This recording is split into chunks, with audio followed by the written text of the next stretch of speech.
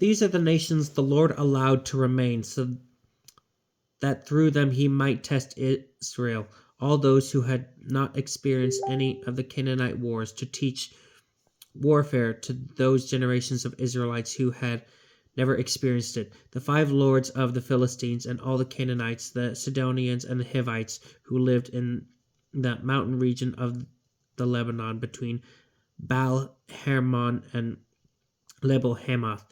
These served as a test for Israel to know whether they would obey the commandments of the that the Lord had enjoined on their ancestors through Moses. So the Israelites settled among the Canaanites, Hittites, Amorites, Perizzites, Hivites, and Jebusites. They took their daughters in marriage and gave their own daughters to their sons in marriage and served their gods. Then the Israelites did what was evil in the sight of the Lord. They forgot the Lord their God and served the Baals and the Asherahs. And the anger of the Lord flared up against them. He sold them into the power of Cushan Rishathaim, king of Aram Naharaim, and the Israelites served Cushan Rishathaim for 8 years. But when the Israelites cried out to the Lord, he raised up a savior for them to save them. It was Othniel, son of Caleb's youngest brother Kenaz.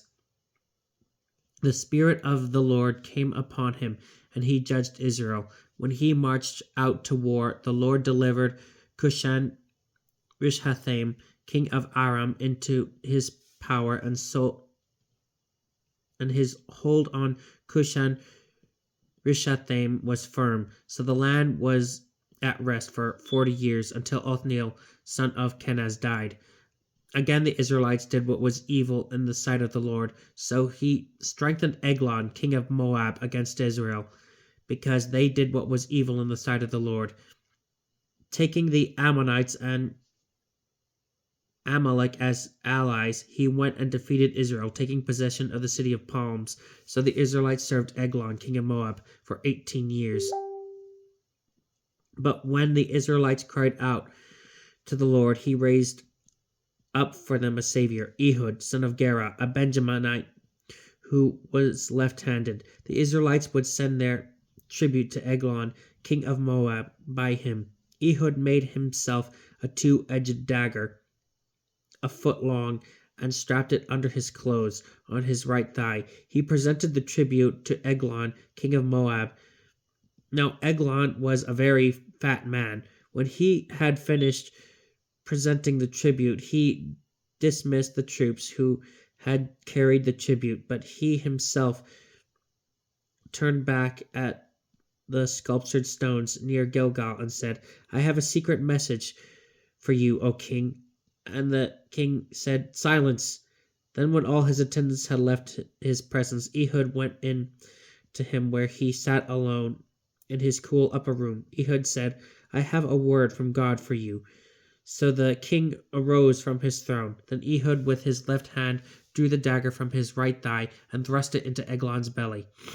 The hilt also went in after the blade, and the fat closed over the blade, because he did not withdraw the dagger from the body. Then Ehud went out onto the porch, shutting the doors of the upper room on Eglon and locking them.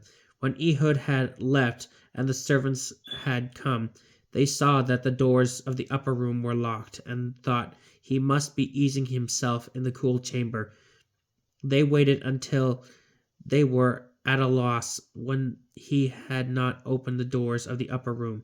So they took the key and opened them, and there was their Lord, lying on the floor, dead. During the delay, Ehud escaped, and passing through the sculptured stones, took refuge in Sarah. On his arrival, he sounded the horn in the mountain region of Ephraim, and the Israelites went down from the mountains with them as their leader.